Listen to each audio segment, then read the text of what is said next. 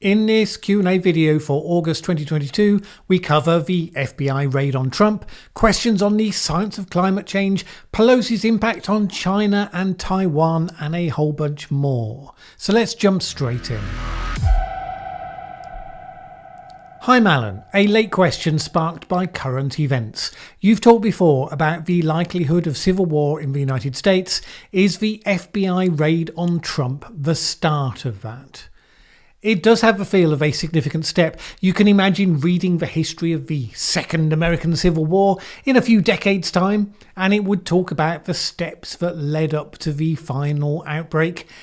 I mean, it does depend on who writes that history, of course, which probably starts with who wins the conflict.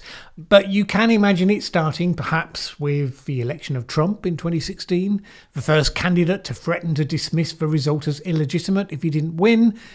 It might start alternatively with Trump as the candidate who was elected and then treated viciously by the media and the opposition to a larger degree than any previous president. Either way, January the 6th would certainly have been a significant event, and yes, the FBI raid could turn out to be significant as well. Rather depends on what was the reason for the raid. Now, there are many routes into this civil war and only a scant few away from it, and even those may just be delaying the inevitable. Much of it hangs around 2024. If Trump runs in 2024, it's looking increasingly currently likely, then the pathways are these. 1, he runs, loses, doesn't accept the result. Second time around, that could easily be the catalyst for full-scale conflict. 2, he runs, wins, and the other side decide they can't accept the result this time. There's a lot of talk that, should he be re-elected, he would replace many more of the people in the supposedly neutral government machine with his own people, the prime criteria for which is that they have to state their belief in 2020 being a stolen election. Now, that may or may not be true, but it would be an existential moment if it were, because the personnel of government would become explicitly, totally loyal to the political disruptors that had taken the government. It's actually the sort of action that genuine autocrats and dictators take. And whether you think it justified or not, the opposition would probably use it as the catalyst for them to push things to outright conflict. These two possibilities both have a predictable timeline based on the 2024 election, but the other possibility is that Trump decides to run and is actually prevented from running by Democrats using legal mechanisms of one sort or another. And the FBI raid attains its biggest consequence if it turns out to be part of that process. At the time of shooting this video, we're told that what prompted the raid was that Trump had taken documents with him that he shouldn't have done. That is apparently likely true, although it's also likely that he's not the first president that ever did that in the past. Nobody was raided before. And if that really is the only justification, and presumably Trump knows this because he'll have seen the search warrant, then that is pretty explosive. The Trump-supporting Republicans, and indeed many mainstream Republicans, have an abiding distrust of the FBI if it is operating on a mission to come up with a legal case on a relative technicality, not an actual serious crime that we'd all recognise as such, but some legal wheeze to keep him off the ballot. That could in itself become the trigger. And you can see that in the way that Republicans have rallied to Trump in the wake of the raids. A number of them had been drifting away from the drama of Trump day in, day out, and had started to see someone like DeSantis as the best chance for carrying their agenda in practice back into government. But Democrats can change all that by legally persecuting Trump to keep him off the ballot. Maybe the FBI has achieved that switch already. And it's not just this issue about taking documents. The January 6th congressional panel is working on a case that Trump broke the law to try to overturn the 2020 result. A decision on charges will be made by Attorney General Merrick Garland. There's potential charges of wire fraud, where Democrats said in one of the hearings that Trump raised $250 million from supporters to advance election legal cases, but then directed it elsewhere. There's also a special grand jury that's considering whether Trump's request to the Georgia Secretary of State to find the votes needed to win him the state, whether that constituted election tampering. Then there's New York's criminal court, which is investigating whether Trump's property business lied about asset values. And then there's also that Trump is being sued by Elle magazine writer E. Jean Carroll for defamation because he denied her claim that he raped her. You might look at all of those actions and conclude one of two things. Democrats will conclude that it all just goes to show that Trump is bad in so many ways and therefore must be kept off the ballot for the good of America. Republicans, on the other hand, will conclude that their opponents are throwing every single thing they can possibly find at their man, hoping they can get at least something to stick, so that they can prevent the electorate from having the right to vote for who they want to. Ironically, both could even be true at the same time. In terms of how the consequences play out, it almost doesn't matter, because those consequences will be the same regardless of what is true or not in this particular instance. So, what could avert civil war? Well, I'm not even sure it can be. I mean, there comes a point where something is just inevitable and it becomes a question of what is going to be the catalyst. But events that could delay and maybe prevent it might include the following. Some solid evidence comes to light. I mean, solid evidence of Trump's involvement in something that all but his most devoted core fans would recognise as legally beyond the pale. I mean, you'd think that if that was likely, it would have happened by now. It's not as though there aren't lots of motivated people looking, after all. Second, if Trump announced that he decided not to stand, and people believe that there was nothing coercing him into that decision, which doesn't currently seem likely. Third, if Trump stands, loses and accepts the result. Pretty sure that wouldn't happen. Fourth, if Trump wins and very quickly shows that he's building a team that includes mainstream figures who can keep him more grounded in reality, as they did in his first term up until the last few weeks where it all went off the rails. If people think Trump 2.0 could be little different to Trump 1.0, maybe the opposition would at least take a wait-and-see approach. Since Trump continues to obsess about 2020, I doubt that fits his mindset. I suppose there is an alternative route, which is that we're presented with what many people conclude is a terrible choice in 2024, say a Trump versus Biden rematch, or Trump versus Harris or AOC, and then a third party, the Andrew Yang initiative maybe, gains real momentum because people look at both sides and they just see crazy or corruption. And if that third party won the election, we're talking extraordinary long odds here, but then these are pretty extraordinary times, maybe that diffuses it. Now, of course, then Trump still wouldn't accept defeat, but the fact that it's not the hated other side taking control, maybe that suppresses the full-scale reaction. Maybe that central force builds something more sane. Probably not, because I doubt you could get to that stage of the contest without Trump having done everything that he could to demonise the third party just as effectively as the Democrats. But if that party's made up of moderates from both parties, maybe that would be harder to do. It's all speculation at this point, it's increasingly getting wild speculation. I still cling to the hope that America can have its civil conflict in a way that doesn't involve actual warfare. A vision that would be easier to imagine if there weren't quite so many guns swimming around the place. Maybe to avoid such an outcome, people will just conclude that dividing the nation into two halves will be the way to go. It's not an approach that has a great track record of avoiding violence, but who knows? Maybe simply staring into the abyss of where this logic is taking them will be enough to bring them to their senses. Not a great track record on that process either.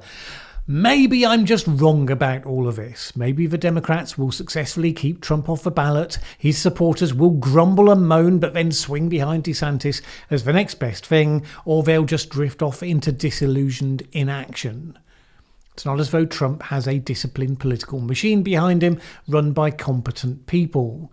But my expectation is that he would be the catalyst behind the conflict. He doesn't have to be the mastermind instigator of it for that to happen. If not him, then something else. If not 2024, then some other time relatively soon. I wish it weren't the case, but if it's going to change, people are going to have to get together and make it change. And on that cheery note, it must surely be all uphill from here. Next question. In the climate change debate, it is often purported that the increase in global temperatures preceded the increase in CO2 levels. Is this indeed the case? And if so, could this mean the cause and effect relationship between increasing CO2 levels and increasing temperatures is in fact the other way round? That is, that rising temperatures are causing the increase in CO2 levels. I presume, because it's a standard argument, that this refers to the warming and cooling from the glaciation cycle in history. And what we see from that case is that global temperatures indeed begin to increase. Lagging behind this by about 800 years, CO2 begins to increase, and then warming continues and so on until the whole process peaks. The rather simplistic argument goes like this. These people say that CO2 causes warming, but because it comes after the warming started, ergo it cannot be the cause of warming. The reason why I call it simplistic is that implicit but unstated in the question is the idea that CO2 is the only thing that can cause warming. Well, no climate scientist has said that. It is a straw man argument. So what we know about the glaciations is that the initial warming is caused by the Earth's orbit around the Sun. The pull of gravity from Jupiter and Saturn causes Earth's orbit to become slightly elliptical, and this happens on a 100,000-year cycle. There are other factors that have been important in the past, but right now that 100,000-year cycle is the one predominantly governing ice ages. When it's at its height, around 23% more incoming solar radiation reaches the Earth at our planet's closest pass by the Sun than it does at the furthest, and that's when we see a modest warming of the planet, which at that stage is in a glaciation. From that initial warming, we then start to see CO2 being released into the atmosphere, mostly from degassing from the oceans. That CO2 then amplifies the warming, so that initial warming bump has a feedback effect that then pushes us through a full deglaciation and substantial warming. So in that case, CO2 wasn't the original prime mover, but it played its role once we got fully into the cycle. With today's warming, we know two things. One, the Earth is nowhere near the phase of a Milankovitch cycle that would bring that initial warming. And two, the warming that we're seeing is rather obviously not 800 years behind the increase in CO2. In this case, it's clearly CO2 that is the prime mover because, as we know, we added it directly to the atmosphere. We didn't need the orbit of the Earth to kick the process off with some initial warming to release the CO2. I have heard that the WEF, World Economic Forum, wants to ban private car ownership next. Do you see any way this could happen, and what would it mean for society? Okay, first of all, you've heard that the World Economic Forum wants this. We hear all sorts of things. So it sounds pretty outlandish. Let's do a quick Google search on this one and see what evidence people are putting forward for this thing that you've heard. Because obviously I can't comment on something that I strongly suspect is false until we know that it's not. So WEF, private car ownership, let's see what we get. Top results, 3 YouTube videos. WEF wants you to surrender your car. Below those, the next entry is the World Economic Forum itself, so let's see what they actually say. It's an article on their website about reducing the demand for critical metals by Winnie Ye, who works with the World Economic Forum on responsible sourcing. Starting premise: shifting from fossil fuels to renewables requires huge amounts of critical metals. Recycling alone won't be enough to sustain the amount of materials needed. We need to increase sharing, reuse, and a preference for longevity to reduce demand. These 3 mindset changes can help reduce demand for critical metals. 1. Go from owning to using. Now, I guess that's the section that sparked the headlines, so we'll come back to that in a moment. 2. Enable preference for longevity. In other words, don't keep building stuff that's designed to fail within 2 years, so your customers have to buy a new one. I imagine most of us would probably be kind of in favour of that one. 3. Build pride into second life. That's so that we don't see second-hand or recycled things as being second-rate. Okay, those last 2 seem relatively harmless. Let's look back at that first one. The average car or van in England is driven just 4% of the time. This is not at all resource efficient. More sharing can reduce ownership of idle equipment and thus material usage. Car sharing platforms such as GetAround and BlueSG have already seized that opportunity to offer vehicles where you pay per hour used. To enable a broader transition from ownership to usership, the way we design things and systems need to change too. For example, car sharing is made possible by new keyless unlocking features. A design process that focuses on fulfilling the underlying need instead of designing for product purchasing is fundamental to this transition. This is the mindset needed to redesign cities to reduce private vehicles and other usages. Okay, there's nothing there about the WEF wanting to ban private ownership. I mean, it just isn't. It's an opinion piece about what sort of changes might be preferable to large increases in mining minerals. It talks about shifting product design to make those sorts of changes possible, where people are involved with more vehicle sharing. And as with all of these opinion pieces, there's a disclaimer at the bottom saying this isn't WEF policy. There's nothing about compulsion, and there wouldn't be, because if you read what the WEF actually says, rather than the conspiracist version, they don't tend to argue for such things. Now, if we accepted that the WEF isn't actually calling for it, but no doubt there would be some authoritarian Greens who would happily call for it. So back to your question, could it actually happen? I don't see how. Certainly not for those of us governed by democracies. But even in places like China, they're finding that there are limits to what they can mandate for their population. Some of the kickback they've been getting from their zero COVID policies are such that they're adapting their approach, recognising they can't just get away with anything. Ultimately, if you were going to get more people vehicle sharing, you would innovate technically to make it a lower cost and more desirable way to travel, so that a percentage of the population would freely choose to use it. Certainly the idea behind some of the self-driving car technology was that you'd belong to a club, and there'd be a pool of driverless cars. You just key in the time on your app and the car would turn up on time to take you where you wanted to go. Now, for young people, that could be attractive if it works. It means they could go clubbing. No one has to be the designated driver. For elderly people living in rural areas like mine, it could be a huge upgrade from a village bus that runs once per week and is always at risk of being cancelled. Maybe if you live in London, a hugely congested city with good public transport, it would make sense to a lot of the people there to use that sort of service as well. If it works, again, that if, people will want to use it. If you want more people to use it for green purposes, then you make it so attractive, only a few curmudgeonly old gits would insist on holding to the old way. Are they going to come in and ban private car ownership? No, of course not. No government would want to do it. The WEF doesn't say that they want it. So let's quickly have a look at some of those other results on that search. This one from Clark County today doesn't talk about cars being banned. It says the WEF is urging people to give up car ownership. But even that's not true, is it? The article saying that the technology needs to be developed to enable car sharing to be a more attractive mainstream choice. Not just that people should give it up with things the way they currently are. So you see how these things get distorted.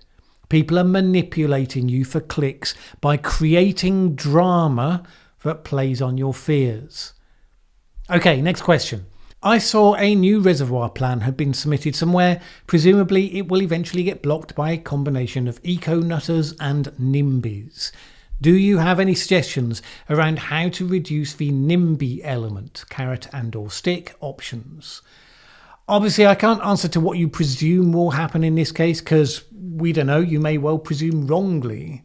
But lots of schemes obviously do get blocked by local people who don't want them. The question, I suppose, is when is that a process of local democracy that we would support, and when is it something one might disparagingly refer to as NIMBYism? If there are good reasons why something shouldn't go ahead, then usually you'd expect local people will know those and will be keen to represent them. So I think you have to have a process for those representations to be made. The real problem is when you have national infrastructure from which everyone benefits, but people would, naturally enough, like to enjoy those benefits without actually having to bear the cost of having those benefits produced next door to them. Energy is the obvious one. So you don't want to have a wind turbine next to you? Well, okay, suppose it's that. or a coal-fired power station, or a nuclear power station. You use the power, so which one of those do you want to live next door to? Of course, that's not how it works. Efficient systems provide benefits for a lot more people than need to live in close proximity, so the process can only be done according to best suitability, and it's fraught with grey areas. For most suitable positions for each energy form, taking into account the impacts that they will have, not everyone's going to like the results that brings up. And they have to be heard. The process has to be open to challenge, because otherwise bureaucrats will just do what's more convenient for them, not necessarily what's the best outcome. Ultimately, though, once it's been considered, it should be able to be pushed through if it's needed.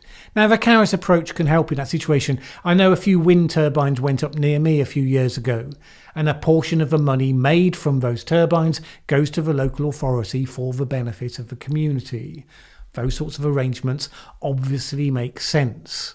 You would hope such things wouldn't be needed for something like a reservoir, but, people endlessly surprise me on these things, so I'm sure you're right that they might well be. Would you agree that the more efficient a supply chain becomes, the more stretched out and fragile it becomes, with multiple points of failure? If so, is there an argument for constant low-level tariffs that make globe-spanning fragile supply chains less dominant when multiple shorter chains become more viable? It's context-specific. If you have well-ordered global trade and you have efficient shipping systems, then just-in-time supply chains are highly cost-effective because the company doesn't have to be storing lots of redundant parts or products in their own warehouses. Obviously, that only works if you have efficient shipping and if you have well-ordered trade. And we've all seen that in a crucial moment during the pandemic, that broke down. Countries were hijacking shipments of PPE, slapping bans on the export of vaccines, so we did not have well-ordered trade. And disruptions in shipping had all sorts of knock-on effects as well. So a number of companies that can't afford to have supplies interrupted are probably working out for themselves a slightly different balance of cost and supply structure to build in a little more local storage, some more redundancy, some more resourcing in countries less prone to problems. And many countries have concluded that they need to have their own domestic production of those things which are nationally strategically important, such as vaccine production. Whether they'll still think so in 10 years, when it's all become more of a distant memory, we will have to see. But the principle is, for the things that most matter, the things that are vulnerable. For the other things, I think you can mostly leave it to the market. Companies will adapt supply chains to their situation. I think there's a few key elements where countries will not want to do that. And there are a few where people are going in the opposite direction. So the Netherlands, seeking to drive a percentage of its farmers out of business. And we'll come back to that in a moment. Even for countries that can't aspire to be wholly self-reliant food-wise, and there are lots of reasons why you wouldn't, you'd still probably want a relatively high percentage of potential, given the uncertain world in which we now live. I find countries treating their food security lightly as incomprehensible as all of those who treated their energy security lightly, with all the costs we've seen that have followed there. Hi Mallen, was Nancy technically now, doing any good in Taiwan, or is she just there to check off her investments in the microchip industry? Well, to shore up her political legacy and her support maybe. As far as we're aware, Taiwan did not urge her to visit right now. And we know for a fact that the Biden administration, advised by the military, didn't want her to go there. So while there's certainly a case that can be made for refusing to blink in the face of Chinese assertions of ownership of Taiwan, I can't see many arguments that the decision on how to do so should be made semi-independently by a single politician. As a result of a visit, we've seen some significant response from China, and again, maybe that's something that should be provoked. We get to judge how far it can be pushed. It gives a free show of some of its military capability and its likely strategy. But that really shouldn't be Nancy Pelosi's call, you'd think. Especially since Beijing are not the slightest bit convinced that it was really a maverick initiative. They assume, because it's how their own society works, that if Joe Biden didn't want it to happen, then it wouldn't happen. It's worth noting that Chinese social media has been reportedly full of nationalist sentiment that is furious that the Chinese military didn't shoot Pelosi's plane down, either coming or going. The pyrotechnics of the military drills since then is seen as too weak. Now that's a political reality that may have real consequences next time. According to a UCLA study, 3% of children 13 to 17 in New York claim to be transgender, but it is suspiciously non-uniform over the country or over age groups. Transgenderism is spreading exactly like you'd expect a new fashion trend to spread. Young people in big urban areas are seeing the transgender wave first. In short, once the dust settles, is there an objective estimate for how many people actually have gender dysphoria? Is there such a thing as gender dysphoria? Okay, yes, all the signs are that it's predominantly fashion and social contagion. Doesn't mean that it's done lightly. A lot of the young people who get caught up in it do so because they are seriously distressed, they are seriously confused. It's just that in former times they might have had counselling and been diagnosed with any one of a number of disorders.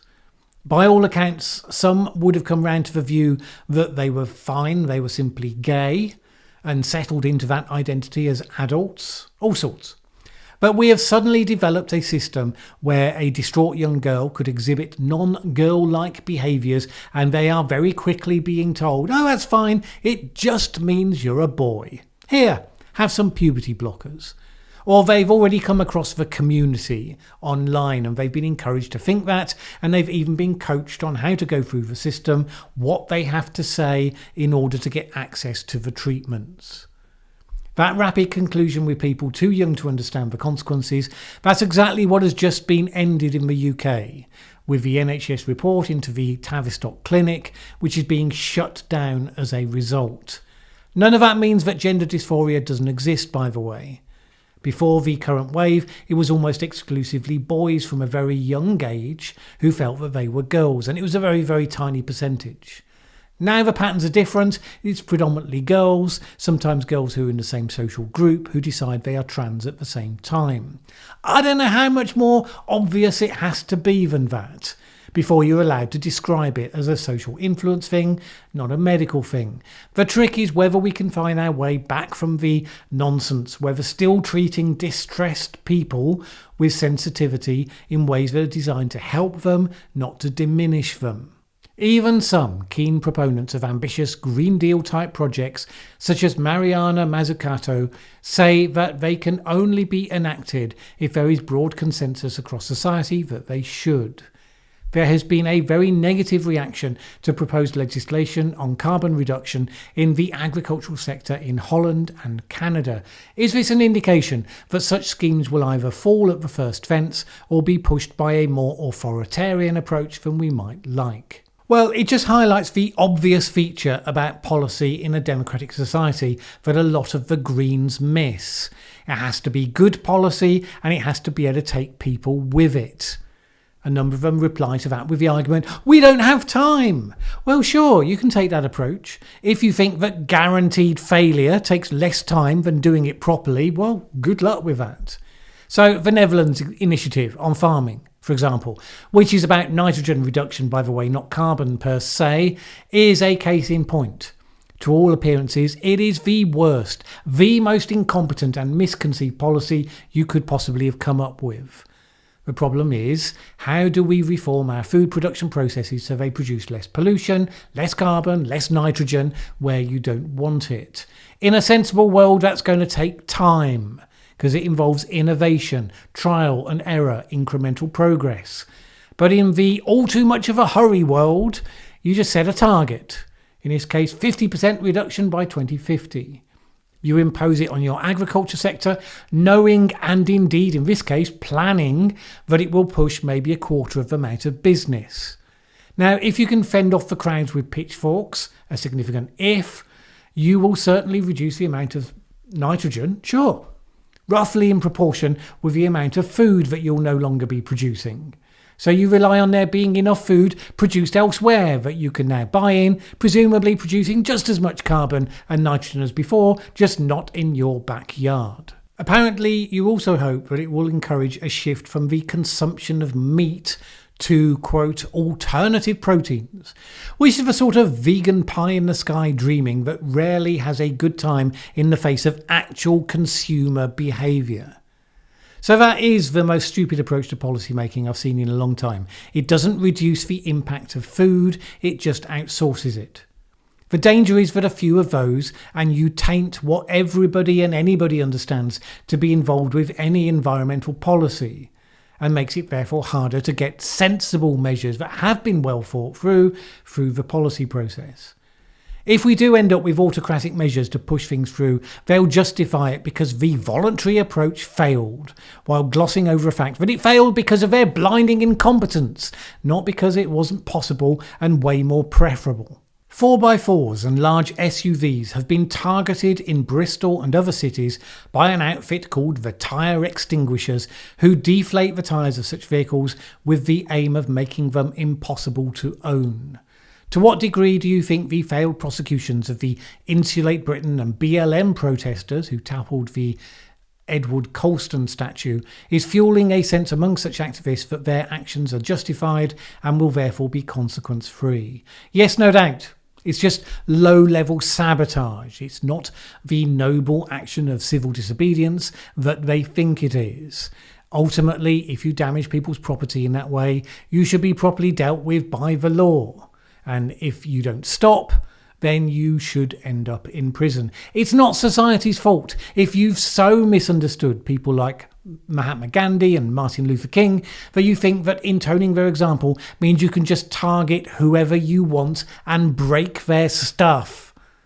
To decide that ordinary people choosing to buy mainstream products makes them bad people who you are free to punish.